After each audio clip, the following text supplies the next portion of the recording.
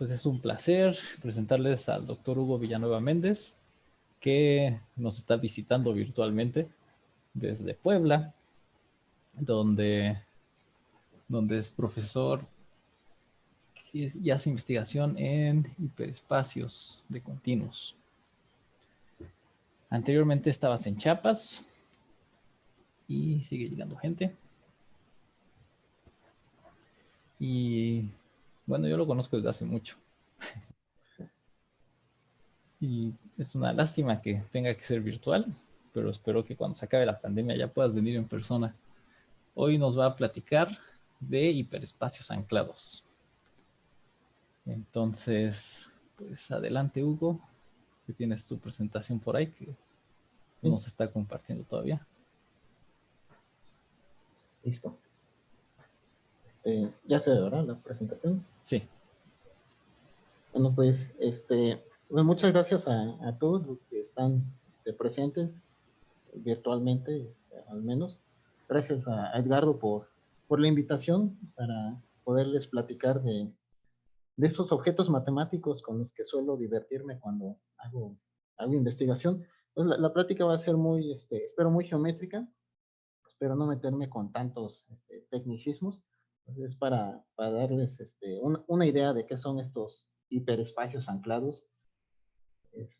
Y al final voy a dar algunos resultados recientes, algunos resultados no tan recientes, algunos sí recientes. Y como les decía Edgardo, estoy abierto a preguntas. Y si quieren preguntar algo durante la plática, pueden hacerlo por chat o abriendo el micrófono.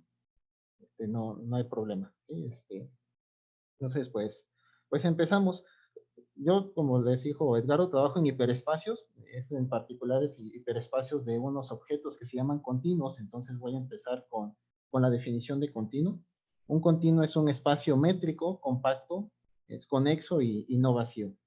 Hay unos ejemplos de continuos muy particulares que además algunos voy a utilizar en esta plática. El primero es el arco, o que es cualquier cosa homeomorfa al intervalo cerrado 0,1. Usualmente cuando trabajamos con el arco, trabajamos con ese intervalo, pero pues en general puede ser cualquier arquito, ¿no? Entonces todo lo que digamos sobre el arco se puede aplicar este, para cualquier objeto de este estilo. La curva cerrada simple, que es cualquier objeto homeomorfo a la circunferencia unitaria. Otra vez, por comodidad vamos a utilizar la circunferencia unitaria, pero es cualquier cosa, ¿no? Que sea homeomorfo a ella. Más ejemplos de continuos. El triodo simple, aquí me faltó, debe ser simple. El triodo simple es la unión de tres arcos que se intersectan en un solo punto, y a este punto le vamos a llamar el vértice. También lo voy a utilizar más adelante. Y si nos vamos complicando la vida, tenemos las gráficas finitas. Una gráfica finita que también voy a utilizar este concepto. Una gráfica finita es cualquier continuo que es la unión finita de arcos que se intersectan a lo más en sus puntos extremos. Y como este objeto que dibujé ahí, ¿no? Una cantidad finita de arcos y no hacen intersecciones raras, ¿no? No se intersectan una infinidad de veces, se intersectan a lo más en sus puntos extremos. Otros continuos más complicados que no voy a utilizar, como el continuo seno de 1 entre x, que también se le llama la curva de topólogo, es la cerradura en el plano de la gráfica de la función seno de 1 entre x. Eso significa, tomamos la gráfica e incluimos esta que se llama barra límite, es la cerradura, para tener la compacidad. Otro continuo interesante, tampoco voy a utilizar, es el arco iris en Astra. No voy a explicar mucho la construcción de este continuo, nada más es, pues, no solamente hay continuos simples, la definición de un continuo sí es simple, pero pueden ser objetos muy extraños como el arco iris en Astra. Si nos vamos a más dimensiones, pues está la docelda, es cualquier cosa homeomorfa a este cuadrado. Pueden ser un disco relleno, también es una docelda. La tres celda, que de manera similar, es cualquier cosa homeomorfa a este cubo sólido. Y si nos vamos a más dimensiones, pues tenemos la 4 celda, que es cualquier cosa homeomorfa. Aquí se me olvidó poner cualquier cosa homeomorfa a 0,1 a la cuarta. Y el que se llama el cubo de Hilbert, si multiplicamos al intervalo cerrado 0,1 una cantidad numerable de veces, pues ese es otro continuo, ¿no? Ya muy grande, ¿no? De esos ya no les puse figura porque ya no me dio tiempo de terminarlas hace ratito. De hecho, llevo como 15 años y todavía no termino de hacer esta figura. Pero vamos ahora a los hiperespacios. Les puse ejemplos de continuos. Ahora vamos qué es un hiperespacio. Vamos a considerar los siguientes. Para un continuo, definimos 2 a la x, va a ser la familia de todos los subconjuntos de x que son cerrados y no vacíos. Como x es un continuo, es compacto, entonces esta en realidad es la familia de subcompactos del continuo x. Y si además le pedimos conexidad, vamos a tener al hiperespacio C de X, que es con el que voy a estar jugando en esta plática, que son todos los subconjuntos que además de ser compactos y no vacíos, son conexos. Es decir, en realidad son continuos estos elementos A. Por eso esa es la familia o el hiperespacio de subcontinuos del continuo X. Este otro hiperespacio, también es interesante. Tomamos a todos los subcompactos que tienen a lo más n puntos. Ese es el f sub n, y en particular, el que voy a utilizar es f1 de x, que es la familia de los singulares, o de los conjuntos de un solo punto. Estos conjuntos o estas familias se les da una topología, ya sea la que se llama topología de Vietoris, o bien la métrica de Hausdorff. No les voy a definir lo que es la métrica de Hausdorff, más o menos les voy a platicar cómo se ve, para hacer algunos modelos de hiperespacios.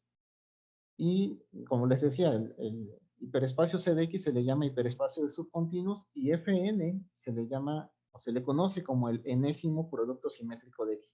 Esos son los hiperespacios en general con los que se trabaja, ¿vale? Pero bueno, esos son hiperespacios. Ahora, ¿qué son los hiperespacios anclados? Un hiperespacio anclado en un punto se define de la siguiente manera. Para un punto P en un continuo X, el hiperespacio anclado en ese punto P va a ser la familia de todos los continuos de X. Recordemos, C de X son todos los compactos, conexos, no vacíos, que tienen al punto P.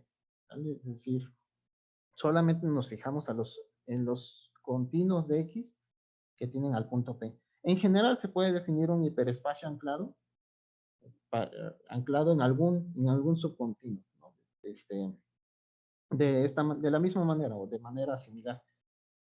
El hiperespacio anclado en el subcontinuo A va a ser la familia de todos los continuos de X que contienen a ese continuo A. Esas son las definiciones de hiperespacios anclados.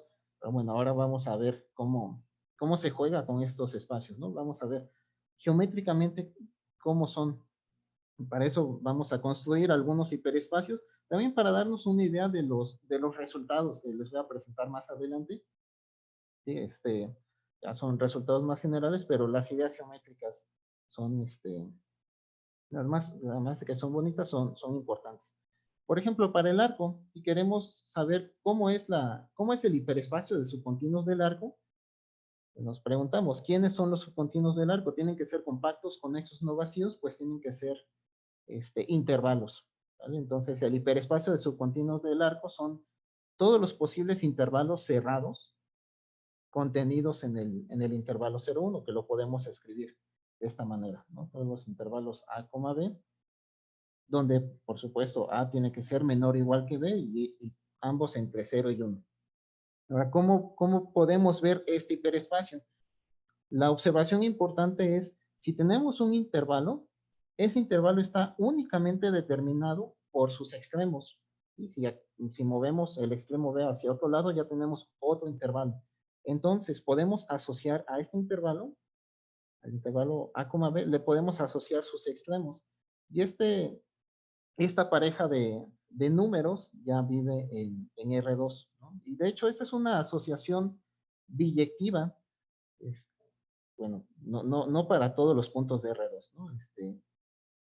De hecho, como les decía, los extremos deben cumplir esta condición, que tiene que ser menor o igual que B. Y se me olvidó, ¿por qué menor o igual que B? El hecho de que A sea igual a B, este, por convención, el intervalo A, A es el conjunto de un solo punto. ¿Sale? Por eso ese sería un intervalo de longitud cero, ¿no? Que también es compacto, es conexo y es no vacío, así que sí vive en la familia. Entonces, lo que les decía, podemos establecer una biyección entre los intervalos cerrados del intervalo 0,1 en este triángulo. Sí, este triángulo es esta región, ¿no? La que este, no vamos a querer todos los puntos porque queremos que representen intervalos. Por eso tomamos que A es menor o igual que B. Entonces, hay una biyección entre la familia de subcontinuos del intervalo con este triángulo del plano. ¿Sabes? Si tenemos un punto en este triángulo, le tenemos asociado el intervalo que va de A hacia B. ¿Vale? Esa es una biyección. Bueno, es una biyección, pero pues en realidad es un homeomorfismo. Pero ¿cómo los convenzo de que es un homeomorfismo si ni siquiera les dije cuál es la métrica, ¿no? Ni la topología de vectores? Por eso les decía, no se los voy a definir porque me llevaría tiempo y más bien la idea geométrica de la métrica la podemos ver aquí. Este, Estos dos conjuntos van a ser homeomorfos porque si nos fijamos, por ejemplo, en el triángulo, una pareja muy cercana, una pareja X, Y, muy cercana a la pareja A, B, cercanía, con la métrica usual, pensemos, significa en realidad que las coordenadas respectivas están cercanas, es decir, X está cerquita de la coordenada A y Y está cerquita de la coordenada B. Entonces, ¿qué va a pasar con el intervalo que está asociado a esa pareja X, Y? El intervalo en realidad se ve de esta forma. El extremo X está muy cerca del extremo A y el extremo Y está muy cerca del extremo B.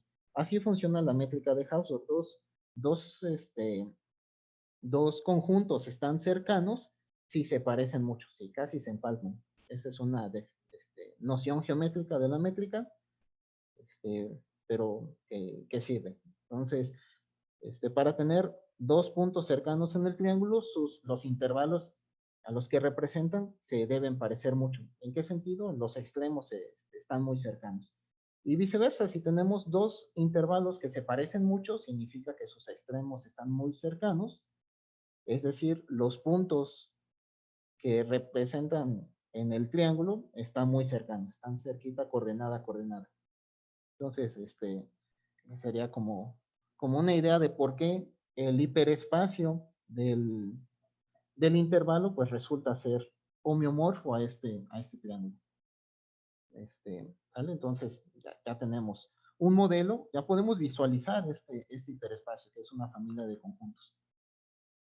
Ahora nos vamos con los hiperespacios anclados.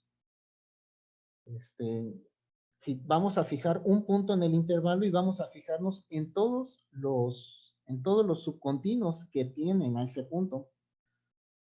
Entonces, podemos empezar, vamos a hacerlo por casos, ¿no? Si tomamos un punto en el interior del triángulo, los continuos que tienen a este punto, pues son intervalos que lo contienen, ¿no? Podemos pensar, por ellos, siempre va a ser el singular X. Ese es un continuo que tiene al punto X. Y esta pareja, bueno, más bien, este intervalo está representado por la pareja X, X, es decir, está en la diagonal. Aquí queda representado el intervalo X, X. Entonces, una primera observación de esto es que los singulares, el conjunto de todos los singulares de un solo punto, quedan representados en la diagonal del triángulo. ¿Vale? Es lo que les decía. Vamos a analizar el CP o el hiperespacio anclado para ese punto. Pues vamos a seguir haciendo un par de observaciones más. Ahora, si consideramos nuestro P como uno de los extremos, o más bien si consideramos un intervalo que tenga al extremo izquierdo, digamos, ese intervalo es de la forma 0b. Ese intervalo queda representado o se le asocia la pareja 0, 0,b, ¿no? Que como ya a lo mejor alcanzaron a ver en la figura de adelante, ese punto está sobre este lado de la diagonal. ¿Eso qué significa? Que todos los intervalos de esta forma, de la forma 0b, quedan representados en esta parte del triángulo.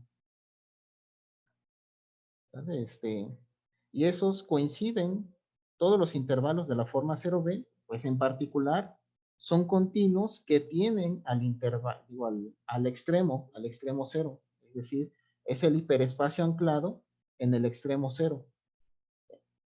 Entonces, lo que acabamos de observar es que el hiperespacio anclado del intervalo, anclado en el extremo 0, es este arquito aquí. ¿Sí? Son todas las parejas de la forma 0b, donde B va desde el 0 hasta el 1. Entonces, este arco es, es un modelo o es homeomorfo para el hiperespacio anclado en el extremo 0. Algo análogo podemos hacer para el otro extremo, ¿no? Ahora, si consideramos los intervalos de la forma A,1, pues este intervalo tiene asociada la pareja en R2, A,1. Es decir, queda por aquí, ¿no? Ese sería el representante de este intervalo en el hiperespacio.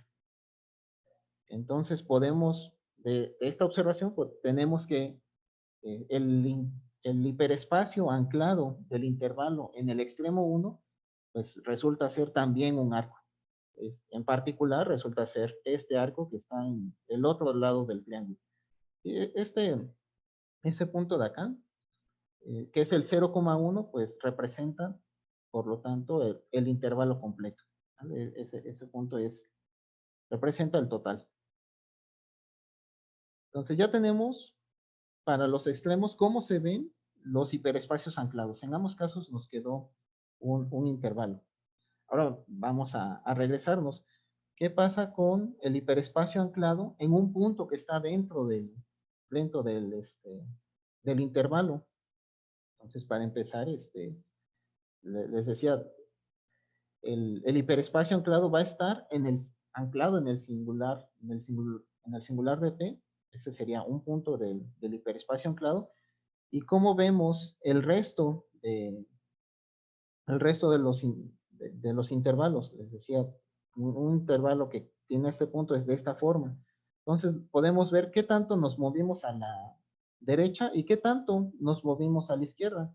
Es como tener dos libertades, ¿no? Como si hay una analogía de, ponemos una llave de agua aquí en P, abrimos esta llave de agua y el agua va corriendo hacia dos direcciones, ¿no? Esto nos va a representar vamos a tener dos variables, nos va a representar una dos-celda. ¿Cuál dos-celda? Pues si nos fijamos, si fijamos la llave de agua que solamente corra hacia la derecha, eso va a quedar representado como un arco, ¿no? Hacia arriba. Sí, solamente estamos moviendo la segunda coordenada, entonces va corriendo la segunda coordenada hacia la altura 1. Eso representa un arquito así. Y si fijamos nuestra llave de agua, que solamente el agua corra hacia la izquierda, entonces ahora va corriendo la primer coordenada hacia el 0. Eso va a representar en el hiperespacio un arquito que va de manera horizontal, ¿no? Hacia la izquierda, hacia este otro extremo. Aquí quedaría representado el intervalo P,1 y aquí estaría representado el intervalo 0,P. Todos los demás intervalos que contienen al punto P, les decía, vemos qué tanto nos movemos a la derecha, qué tanto a la izquierda y ahí lo situamos, ¿no? Si nos movimos mucho a la derecha, significa estamos como un poco más hacia arriba y un poco a la izquierda estamos como situados en este punto. Eso es para decirles que el hiperespacio anclado del intervalo, cuando P está en el interior del intervalo, pues va a representar toda esta dos celdas. ¿Vale? Que creo que aquí traía la figura. Eso es lo que les acabo de explicar, ¿no? Nos fijamos en los extremos A, B y van a quedar representados, ese intervalo A, B va a quedar representado por esta pareja dentro de estas dos celdas. Entonces, lo que concluimos es que el hiperespacio anclado del intervalo, el hiperespacio del intervalo anclado en el punto P, que es interior al intervalo, resulta ser esta dos celdas, ¿vale? Así, de manera geométrica. Una observación, si tomamos un punto muy cerquita del extremo, y nos fijamos, el hiperespacio anclado sería una dos celda, pero muy flaquita, ¿no? Y entre más cerca estemos del extremo, pues la dos celda va a ser cada vez más pequeña. Entonces, si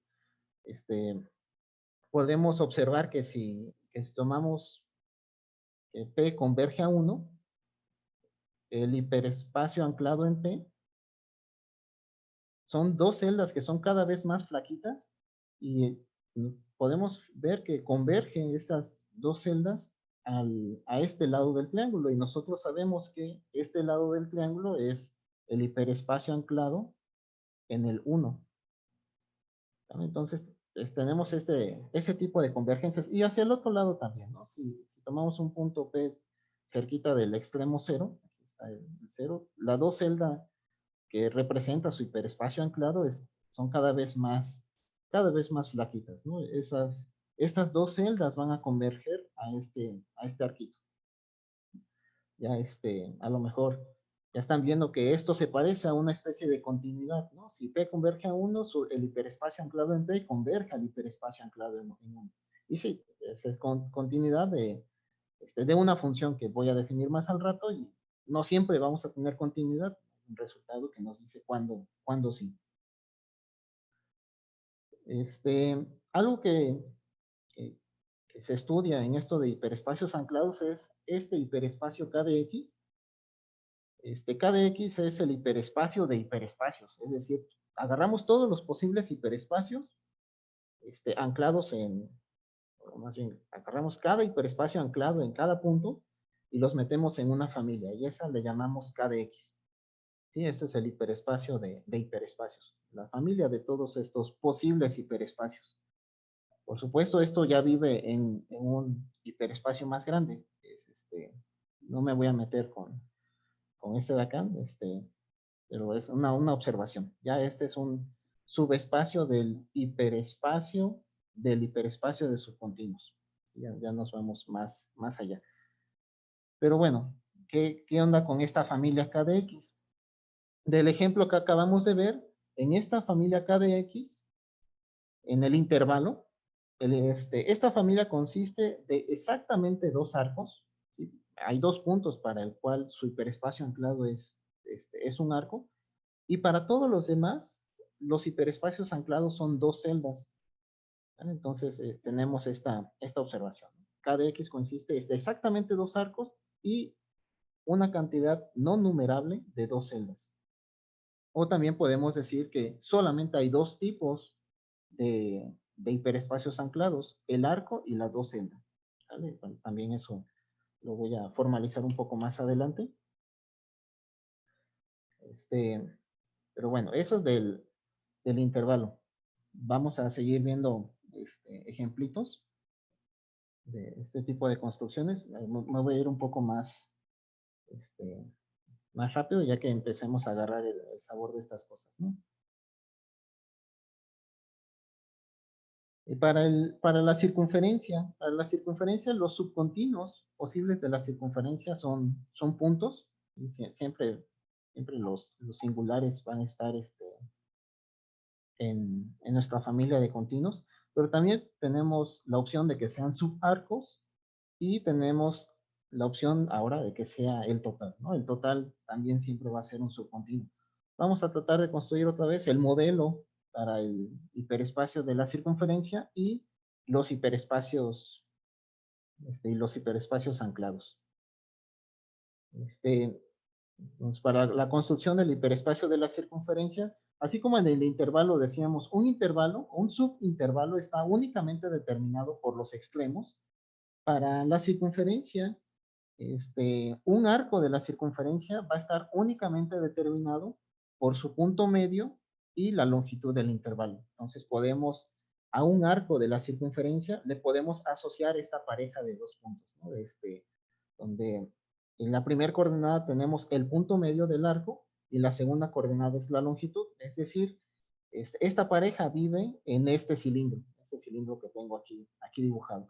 A cada arco de la circunferencia le vamos a asociar un punto de este cilindro, ¿sí? De esta manera, ¿no? Localizamos el punto medio y a altura la longitud de A. Entonces, todos estos arcos, los arcos, ¿no? Los arcos viven en este cilindro. La observación es, bueno, ¿qué tal que, que mis arcos son cada vez más grandes? Pensemos que tienen el mismo punto medio. Entonces, como tienen el mismo punto medio, el representante de ese arco ya va a estar por acá arriba. ¿Qué va a pasar cuando cerremos aquí este arco? Pues vamos a tener la circunferencia. Y observamos, pues la circunferencia entonces quedaría representada por este punto, ¿no? En la tapa de este cilindro. Bueno, pero es que a la circunferencia yo puedo llegar de otra manera, ¿no? A lo mejor ahora pongo como punto medio, y cierro en el diametralmente opuesto. Eso significó pues irme de este lado, ¿no? Aquí en el punto medio de B, y llegar aquí tendría también a la circunferencia. Nosotros sabemos, para tener una asociación biyectiva, pues no debe pasar ese tipo de cosas, ¿no? Así que decimos, bueno, si todos los puntos de esta tapa del cilindro representan a la misma circunferencia, pues la identificamos en un punto. Y si la identificamos en un solo punto, pues vamos a obtener el cono de esta circunferencia. Así que podemos decir que el hiperespacio de la circunferencia resulta ser este cono, donde el vértice de este cono es o representa a la circunferencia, al total. Y los caminos que van aquí desde la base del cono hasta el vértice representan fijar el punto medio, otra vez como abrir una llave de agua y que el agua corra hacia los dos extremos y cerrar en el diametralmente opuesto. Pero bueno, somos topólogos y a lo mejor no nos gusta esta versión del hiperespacio de la circunferencia, pues la aplastamos. La aplastamos y vamos a tener un disco. Imagínense aquí, agarro y aplasto este cono y va a quedar solamente el disco. Entonces, el hiperespacio de la circunferencia resulta ser el disco, y donde los arcos, como ya quedó aplastado el cono, ahora los arcos se ven así, ¿no?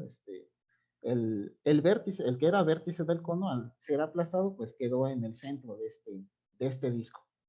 Entonces, si tomamos este arco, va a quedar representado en este punto, ¿sí? Bueno, más o menos, ¿no? En este punto. En el segmento que va del punto medio del arco hacia la circunferencia. Así quedarían representados. Los singulares quedan representados en la circunferencia, ¿no? En la fronterita de este disco. Ahora vamos a ver qué pasa con los hiperespacios anclados. Si tomamos un punto y vemos cómo son los subcontinuos que tienen este punto, vamos a pensar otra vez como en el caso del intervalo. Vamos a fijarnos primero en los arcos que tienen a ese punto como uno de sus extremos. Pensemos que nos vamos hacia arriba, ¿no? Consideramos este arco A que tiene a este punto P como extremo. Ya sabemos que para representar ese arco dentro del hiperespacio hay que considerar el punto medio, hay que considerar el segmento que va del centro del disco al punto medio, y ese arco queda como localizado ahí, ¿no? En ese camino. Y si nuestra agua, pues ponemos la llave de agua aquí y el agua va corriendo hacia allá, si vamos tomando arcos cada vez más grandes, pues el punto medio se va moviendo. El punto medio se va moviendo y por lo tanto, ahí además, como la longitud va creciendo, el punto que queda representado, más bien el punto que representa este arco está cada vez más cerca del centro de, de, de este disco, ¿no? Entonces vamos a tener un comportamiento de este estilo. Y ya cuando estemos por cerrar este arco, el punto medio se va moviendo al punto diametralmente opuesto a P, y por supuesto, cuando cerremos vamos a tener a la circunferencia. Entonces, al final tenemos algo así, ¿no? Si hacemos correr nuestra llave de agua hacia arriba, lo que nos va a formar en el hiperespacio va a ser esta parte que es como, este, bueno, es un arco, ¿no? Que va desde este punto hasta el centro del disco. Lo mismo podemos hacer si ahora consideramos arcos, si nuestra llave de agua se va ahora hacia abajo, ¿no? Es la misma idea, tomamos el punto medio y vemos dónde queda representado, y conforme vamos tomando arcos más grandes, pues el punto que representa al arco rojo se va moviendo de esta manera, se va acercando al centro de la circunferencia. Entonces, lo que tenemos para estos dos casos, se forman estos dos arquitos, ¿no? Este arco de arriba representa a los arcos que tienen a P como extremo y se van por arriba, y este arco azul representa a los arcos que tienen a P como extremo y se va hacia abajo. ¿Y qué pasa con un arco normal? ¿Qué significa un arco normal? Uno que tenga a P en medio, ¿no? Algo como este estilo. Bueno, resulta ser que el punto en el hiperespacio que representa este arco queda, a ver si tomamos el punto medio y vemos su representante, queda dentro de este disco, ¿vale? Dentro de este como corazoncito, ¿no? Como una cardioide. Esto es para decirles que el hiperespacio anclado de la circunferencia en el punto resulta ser todo esto de acá, que es homeomorfo a una dos-celda. Eso para cualquier punto, ¿sí? En cualquier punto funciona esto. Entonces, ¿qué pasa con nuestro hiperespacio K de S1? Pues resulta que en esta familia solamente hay un posible hiperespacio, ¿no? Todos los hiperespacios anclados resultan ser dos celdas. ¿Vale? Eso es nuestra observación. Antes de pasar a los resultados, nada más un ejemplito más con el triodo. Creo que este va a ser un poco más rápido. Otra vez, los subcontinuos del triodo, ¿quiénes son? Los vamos a clasificar en dos. Uno es, donde decía, donde se intersectan esos tres arcos, le vamos a llamar el vértice. Una clase de subcontinuos del triodo son los que son subtrioditos, ¿no? ¿Qué significa subtrioditos? Que en particular vamos a pensar más bien en los subcontinuos que tienen a este vértice. Que se meten a cada una de esos tres arquitos. Ese sería un subcontinuo del triodo. Y si no tienen al vértice, significa que esos subcontinuos se quedaron en alguno de estos tres arcos.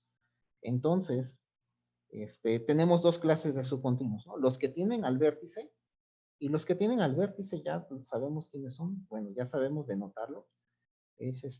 Coincide precisamente con el hiperespacio anclado en el vértice. Son todos los continuos que tienen al vértice. O bien los subarcos que se quedan contenidos en cada una de estos arquitos. ¿Y eso qué significaría? Eso significaría, si son subarcos, coincide con el hiperespacio del arco de P a B. Este es un arco, entonces consideramos el hiperespacio de este arco, es precisamente los subarcos que se quedan en este intervalo. Por supuesto, podríamos tener arcos que se quedan en este otro arquito, entonces estaríamos hablando del hiperespacio del arco RB, y tenemos arquitos que se quedan en el otro arco, en el BQ. Entonces estamos hablando del hiperespacio de subcontinuos del arco QB. Como estos son arcos, ya sabemos quiénes son estos hiperespacios. Fue nuestro primer ejemplo. Estos hiperespacios resultan ser triángulos. ¿Vale? Estos hiperespacios resultan ser triángulos. Y ahora vamos a ver qué pasa con este de acá. Entonces, para construir el modelo de este hiperespacio del triodo, la observación, lo que les decía, ¿no? Al final, los subcontinuos del triodo son o tienen al vértice o se quedan en alguna de estos arcos que les estoy llamando L1, L2 y L3. Ya sabemos que los hiperespacios de los arcos son triángulos. ¿Cómo veríamos al hiperespacio de subtrioditos? Y la observación es que si tomamos un subtriodito, pues le podemos asociar esta terna, ¿no? ¿Qué tanto, qué tanto se metió hacia este arco, el arco L1, qué tanto se metió al arco L2, qué tanto se metió al arco L3? Pensemos que estos arcos tienen longitud 1, ¿sale? Y eso nos dice que, bueno, si la asociamos esta terna, vamos a tener que el hiperespacio anclado en el vértice coincide con esta tres celda. Ya, el por qué son homeomorfos es una razón similar a la que expliqué para el arco. Entonces, esta primera familia, o este hiperespacio anclado en el vértice, es homeomorfo a esta tres celda. Ya tenemos esta primera parte. Los siguientes son estos tres. ¿Cómo pegar? Al final queremos un modelo completo, queremos ver cómo se pegan todos a la dos celda. Y para eso vamos a, bueno, un par de observaciones antes. El singular queda representado aquí en el origen de R3, ¿sí? Pues representa al 000, que significa no se metió en ninguna de estos arquitos. El total queda representado en este vértice del cubo, que sería el 1, 1, 1, que significa se metió completamente a cada uno de los arcos. Que les digo, les llamé L1, L2, L3. Tenemos otros, y podemos identificar otros elementos en el cubo. L1, el arco L1 quedaría representado aquí. ¿Por qué? Porque sería, llenó todo, sería, le tocan coordenadas 1, 0, 0. Si no se metió a ninguna de las otras dos patitas, queda representado aquí. Lo mismo para L2 o algo similar para L2 y L3 quedan sobre los ejes. Y si nos vamos más para allá, la unión de L1 con L2, pues quedaría aquí en este plano, son coordenadas 1, 1, 0. L2, L3 serían con coordenadas 0, 1, 1 y análogamente el otro, ¿no? Entonces, sí tenemos identificados algunos puntos o algunos subcontinuos dentro de este cubo. Ahora, ¿cómo pegamos los triángulos? Les dije. Este, por ejemplo, si queremos pegar este triángulo con este cubo, pues vamos a ver dónde se intersectan. ¿Dónde se intersectan estos dos? Para que estén en el cubo deben tener al vértice. ¿Y quiénes son los que tienen al vértice en este triángulo? Habíamos dicho en el modelo del arco, del intervalo, los que tienen a uno de los extremos resultan ser un lado del triángulo. Entonces, en este modelo, los que, los que están en ambos espacios resulta ser este arco, son los continuos que tienen a este extremo, quedan representados aquí. ¿Y dónde quedan representados en el cubo? Pues en el cubo van a quedar representados precisamente en este de acá, que significa solamente estar en el arco L1, es decir, la segunda y tercera coordenada son 0, por eso va a estar sobre este eje X. Así que agarramos nuestro triángulo y lo pegamos al cubo en este arquito. Y nos va a quedar así. Si, si hacemos lo mismo para los otros triángulos, resulta que el modelo del hiperespacio para el triodo se ve de esta forma, un cubo con aletitas. Aquí pongo algunas representaciones. Los singulares quedarían precisamente acá. Y la pregunta ahora es, pues, ¿cómo se ven los hiperespacios anclados?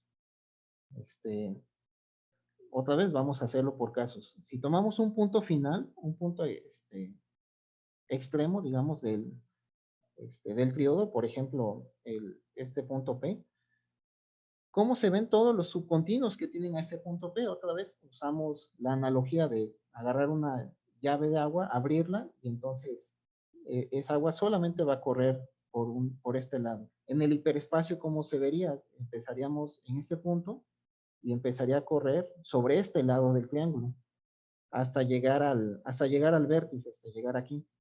Una vez que llega el agua al vértice, pues ya tiene dos opciones para irse, ¿no? Hacia arriba o hacia abajo. En el hiperespacio, esas dos opciones van a quedar representados, este, en lo que les decía, hasta llegar al vértice queda representado aquí en este punto, y una vez que se mete a los dos arcos, va a quedar representado ese punto en esta cara del cubo.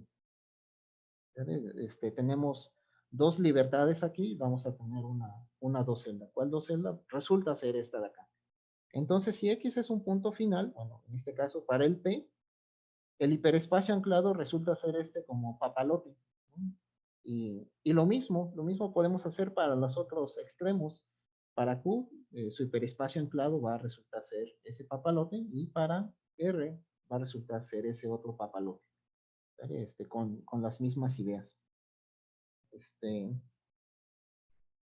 y si, y si tomamos un punto X en el interior de un arco, es decir, por aquí, digamos en L1, nosotros ya sabemos que ese X dentro del triángulo está representado en la base del triángulo, ¿vale? Quedaría representado aquí.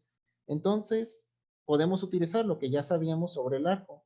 Los continuos que tienen a este punto X dentro del triángulo representan una docelda. ¿Sí? ¿Cuál docelda? Pues esa de ahí. Una vez que tenemos esta docelda, pues si nos fijamos, una vez que pasamos el vértice o nos salimos de este arco, pues tenemos dos libertades. Entonces, en general, vamos a tener, este, para un, para un continuo de esta forma, vamos a tener tres libertades, ¿no? Seguirnos por este arco, y aquí también podemos seguirnos hacia P. Como tenemos tres libertades, eso nos dice que vamos a tener una tres celda. ¿Cuál tres celda? Pues resulta ser esa de ahí. Así que el hiperespacio anclado en este punto que está en el interior de un arco resulta ser un cubo con una docelda pegados por una arista, digamos, ¿no? Esa quedaría la representación geométrica para el triodo. Este, entonces, ¿qué tenemos? Que el hiperespacio KDT consiste de una tres celda exactamente. Recordemos que el cubo era un hiperespacio anclado, era el hiperespacio anclado en el vértice. Esa es la tres celda. Entonces, consiste de exactamente una tres celda, exactamente tres papalotes y una cantidad no numerable. Ahí le puse de gorras. No encontré otra manera de llamarles. Este, ese, ese es el hiperespacio K del triodo. Consiste de estas cosas. O bien, podemos decir que hay tres tipos de hiperespacios anclados. O es una tres celda, o es un papalote, o es una gorra. Entonces, vamos a los resultados. Me dices, Edgardo, cuando ya te pare. Pues tiene 10 minutos todavía, 10 minutos. pero Entonces, ajá. sí, entonces, bueno, unos resultados rápidos. Ya no me voy a detener con los tecnicismos de estos resultados. Muchas de las ideas de estos resultados son las que presenté con estos ejemplos. Este, bueno, estos hiperespacios anclados, para empezar, son estudiados al menos desde 1978. Eberhard demostró que cualquier hiperespacio anclado es un retracto absoluto. ¿Qué significa que sea un retracto absoluto?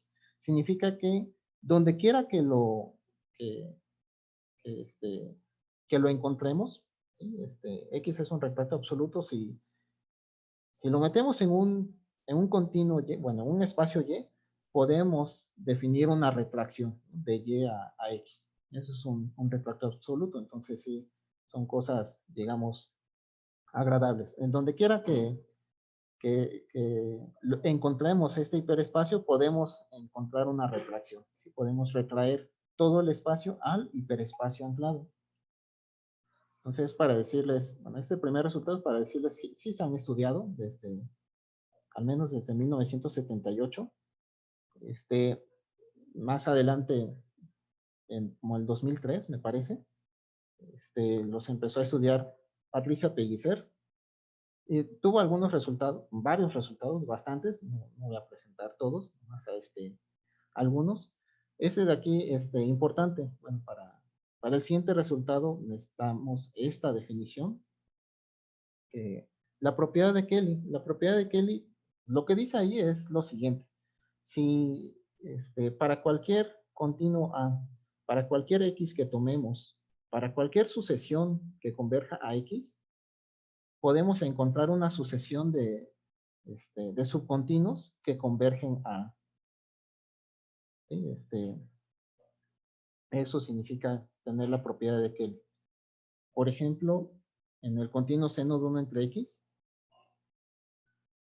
para un punto acá, para este arco, para cualquier sucesión que tomemos que convergen a ese punto, podemos encontrar una sucesión de arcos que convergen a este arco.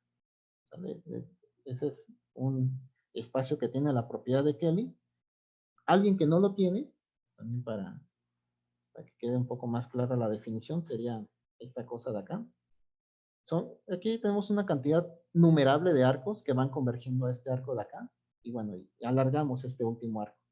Este no tiene la propiedad de Kelly, porque si consideramos este punto X y consideramos este continuo A y consideramos esta sucesión que convergen a X, no vamos a encontrar una sucesión de arcos que converjan a este continuo A. Entonces, este no tiene la propiedad de Kelly.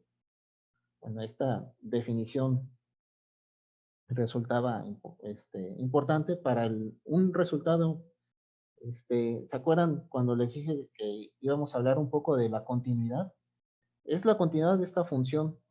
A cada punto de X le asociamos su hiperespacio anclado.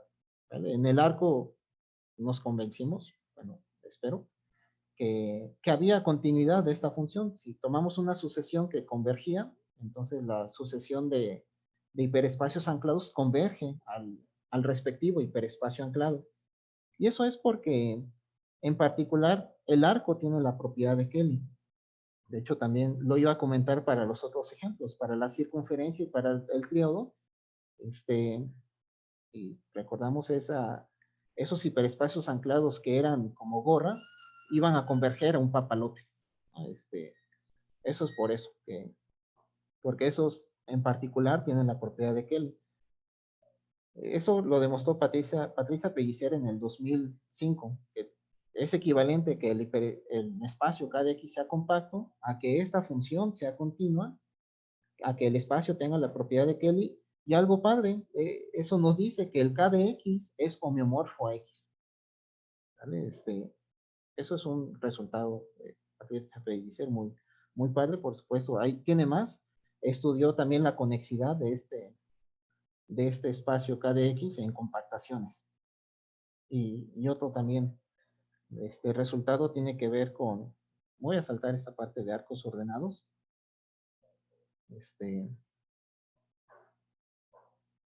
Para lo siguiente, así como en el arco, si recuerdan, en el arco, en los extremos, el hiperespacio anclado era un arco. Porque geométricamente vimos que si poníamos una llave de agua en ese extremo, solamente había una manera o un camino para el agua, ¿no? Solamente se podía mover en una sola dirección. En general tenemos que un hiperespacio anclado va a ser un arco si cualesquiera dos elementos de ese hiperespacio son comparables. Eso es lo que pasa en el intervalo. Si tomamos dos intervalos que contienen al cero, pues uno de ellos está contenido en el otro, ¿no? Los dos son de la forma 0, algo, ¿no? Es uno de ellos está contenido en el otro. Eso pasa en general.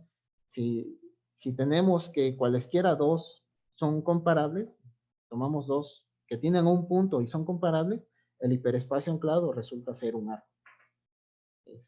Esto va con la siguiente definición. Un punto final va a ser ese, va a ser precisamente cuando los elementos del hiperespacio son comparables, o bien la definición podría quedar de esta manera. Un punto va a ser final si su hiperespacio anclado es un arco.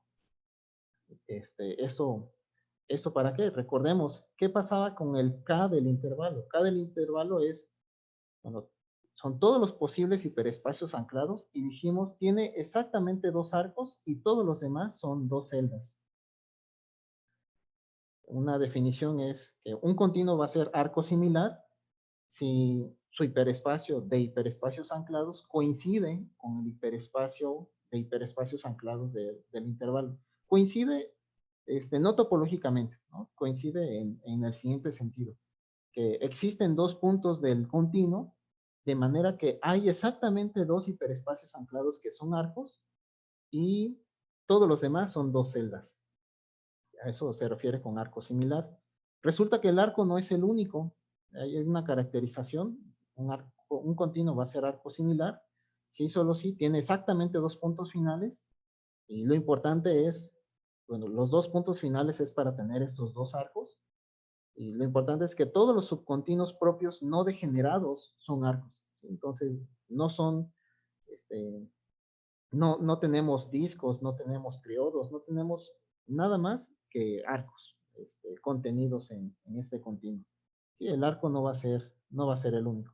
Algo similar pasa con la circunferencia. Una circunferencia va a ser S1 similar. Otra vez, en este sentido, de esos dos hiperespacios coinciden. Es decir, si todo hiperespacio anclado de X resulta ser una dos celda. En ese, cuando eso pasa, el continuo se dice que es similar a la circunferencia. Y la circunferencia no es el único continuo que cumple eso. La caracterización que hizo Patty es que un continuo va a ser similar a una circunferencia, si solo si no tiene puntos finales y sus subcontinuos propios no degenerados son arcos. En realidad, eso de tener subcontinuos propios no degenerados que solamente sean arcos, nos dice que el hiperespacio anclado siempre va a ser una dos celda. Por supuesto, este teorema no es fácil de demostrar, hay muchas ideas detrás de esto. Oye, ¿tienes algún ejemplo de uno de estos espacios? Que no sea obviamente la Este, circunferencia. sí, de la circunferencia es una cosa que se llama solenoide. Sí, es que si, si no es la circunferencia, hay que buscar algo más complicado. Un solenoide es la construcción del solenoide. Se toman una dona sólida y dentro de esa dona meten otra dona, pero que le dé dos vueltas. Le dé dos vueltas a la primera dona. Ya lo dibujé muy feo. Pero dentro de esa dona sólida, que le dio dos vueltas a la primera, meten otra que le dé dos vueltas a la segunda, es decir, le da cuatro vueltas a la primera.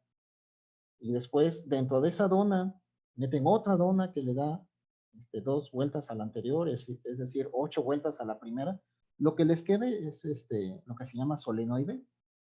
Este, Lo que les quede en la intersección o cómo. en la intersección. ¿Sí? Lo que les queda en la intersección va a ser un continuo. Se le llama solenoide y ese cumple eso, que todos sus hiperespacios anclados son dos celdas. Para, para el arco, también, dije que no lo voy a usar, pero gracias a Edgardo voy a usar el arco iris de Naster. Si recuerdan, el arco iris de Naster era algo así. Bueno, hay una cosa que es como un arco iris de Naster, más extraño que que tiene como dos puntos extremos. Es como el arco iris de Naster que dibujé, que dije que no lo voy a utilizar, pero, pero hay un arco iris de Naster que no solamente tiene un extremo, tiene dos puntos extremos.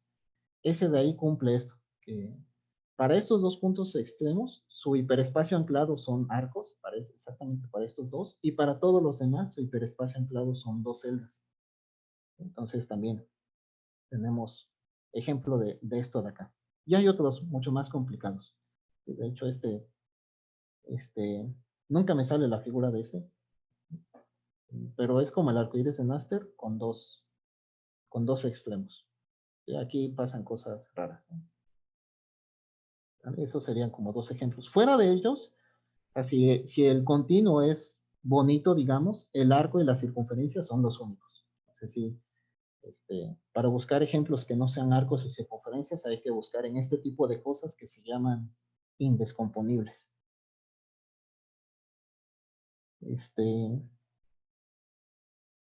Otra cosa que les decía sobre K de X, ¿cuántos posibles tipos de hiperespacios anclados vamos a tener? Bueno, sí, es claro que ya te contesté tu pregunta. Sí, pero era la pregunta de Salvador, originalmente. Ah, ok. Bueno, espero sí, ya que haya quedado contestada. Si no, me dicen. ¿Cuántos tipos de hiperespacios anclados tenemos? Bueno, ¿en qué sentido, cuántos tipos? Que definimos esta relación de equivalencia, ¿no? De manera natural. Dos hiperespacios anclados van a estar relacionados si solo si son homeomorfos ellos, ¿no?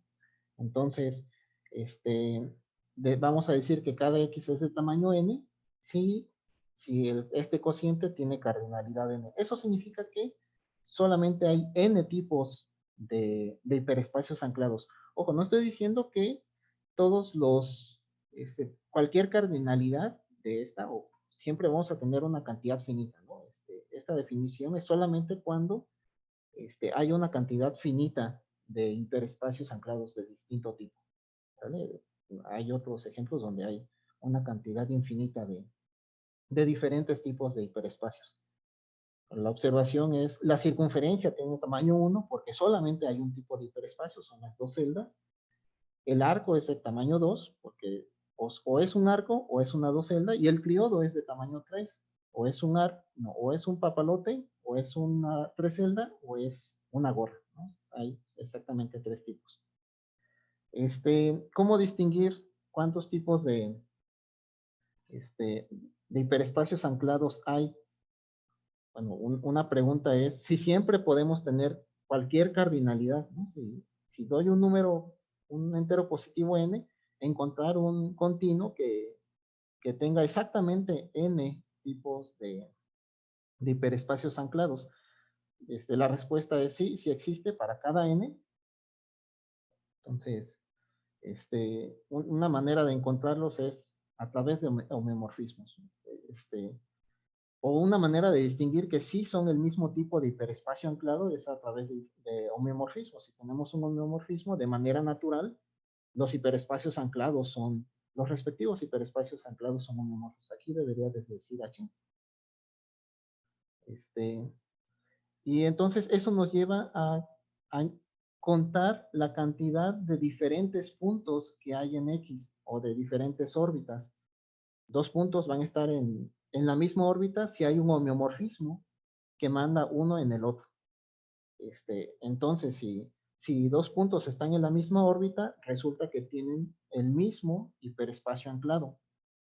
Pero, bueno, eso tiene que ver con esta definición de 1 entre n homogéneo. N sería la cantidad de órbitas. O decimos que n es el grado de homogeneidad de X. La observación que les decía es que si tenemos n órbitas, entonces el tamaño de cada X vamos a tener a lo más n posibles diferentes hiperespacios anclados. No se da la igualdad, no siempre se da la igualdad. Por ejemplo, este de aquí tiene 6 órbitas. ¿Cuáles órbitas? Este punto P es diferente a este punto Q, que es diferente a estos extremos, que es diferente a estos arquitos, que es diferente a este arco y que es diferente a todos estos. Sí, tenemos 6 tipos de puntos en este continuo, pero resulta que este continuo tiene tamaño 5. Tiene tamaño 5 por culpa de P y de Q. Resulta que el CP de este continuo X es homeomorfo al CQ de este continuo X. Lo que estamos diciendo es que si nos paramos en P y nos paramos en Q, vemos el mismo hiperespacio. ¿Sí? Vemos el mismo hiperespacio, es lo que está diciendo acá. Pero si nos paramos en P y en Q y solamente vemos, vemos el espacio, pues no vemos lo mismo, ¿no? Desde P vemos algo distinto a lo que vemos desde Q. Y eso es, por eso tiene, estos dos puntos P y Q son distintos en el espacio, pero ya en el hiperespacio pues, se ven iguales. Ahí sería la pregunta, bueno, si yo me paro en un punto y veo el hiperespacio anclado, voy a saber en dónde estoy, voy a saber en dónde vivo. Si me paro en P y me paro en Q, veo lo mismo, pero estoy situado en un lugar distinto, ¿no? Esa sería otra pregunta que se escribe de manera formal, de otra manera, pero la idea sería esa de ahí. Te quedan 1 o 2 minutitos. Sí, ya estoy terminando. Ya son los últimos. Ya nos movimos hasta el 2018. Ya, siempre vamos a poder encontrar una gráfica finita que es cuyo grado de homogeneidad es distinto o es más grande que el tamaño, ¿sí? Vamos a tener más tipos de puntos que tipos de hiperespacios. Y por supuesto también para cada número natural n, siempre vamos a encontrar una gráfica finita con ese tamaño, exactamente ese tamaño. Las demostraciones son, bueno, las ideas son muy geométricas, todo lo que les dije en los modelos se utiliza, pero son, sí tienen, sí tienen su dificultad, hay que analizar muchas cosas. Ahí lanzó una pregunta, luego les decía, n no tiene por qué ser un número natural, podemos hablar de distintos tamaños, ¿no? Y la pregunta es si hay algún continuo que tiene tamaño, la cardinalidad del continuo. Y, y bueno, para terminar, algo que hicieron recientemente en el 2020, resulta que para los árboles, sí se cumple lo que les estaba diciendo. Si yo me paro en un punto del árbol y veo el hiperespacio, entonces sí sé en dónde estoy situado, ¿no? Dentro de mi espacio. Eso es lo que dice aquí, que el hiperespacio CP de X es único. Si yo tomo cualquier otro árbol, otro punto donde se da que estos hiperespacios anclados son homeomorfos, pues en realidad X y Y son homeomorfos y estamos situados, estamos parados como en puntos muy similares, ¿no? La imagen de P es igual a Q. Entonces, ese es como un resultado reciente para árboles, se puede estudiar para otro tipo de continuos, este tipo de preguntas, ¿no? Y otras también. Bueno, antes de que Edgardo me regañe, pues, gracias. Aplausos virtuales. Gracias. ¿Está alguna pregunta?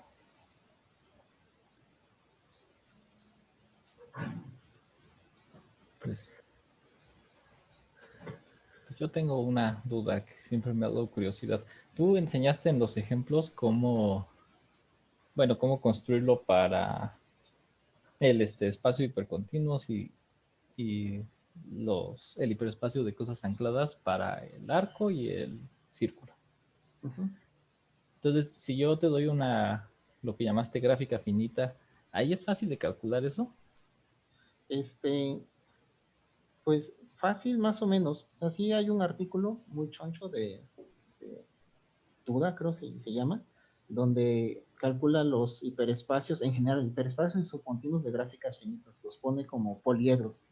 Si te fijaste, conforme vas avanzando en el espacio, aumentando la dimensión de las celdas que tienes, ¿no? Entonces, sí pues, los poliedros son como poner celdas pegadas de alguna manera. Entonces, no es exactamente calcular, pero sí puedes decir varias cosas de cómo quedan ubicadas.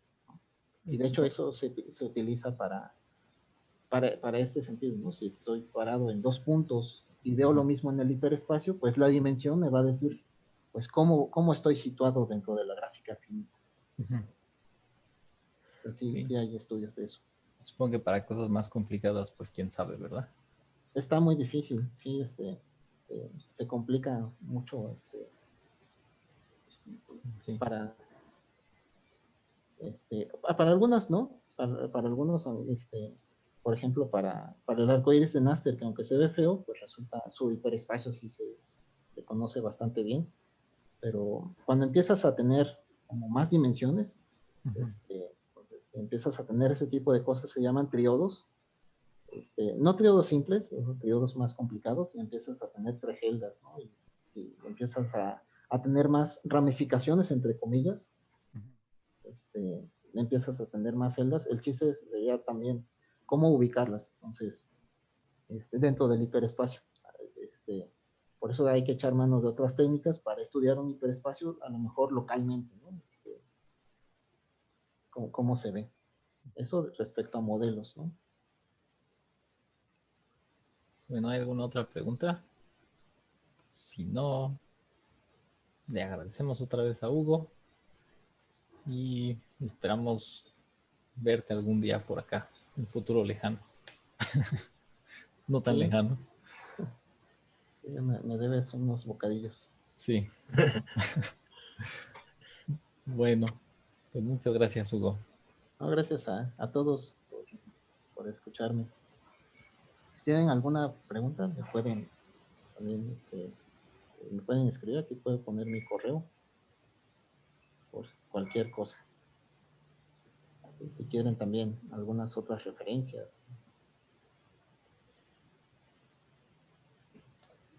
¿vale? Pues, ahí me pueden contactar. Muy bien. Pues gracias.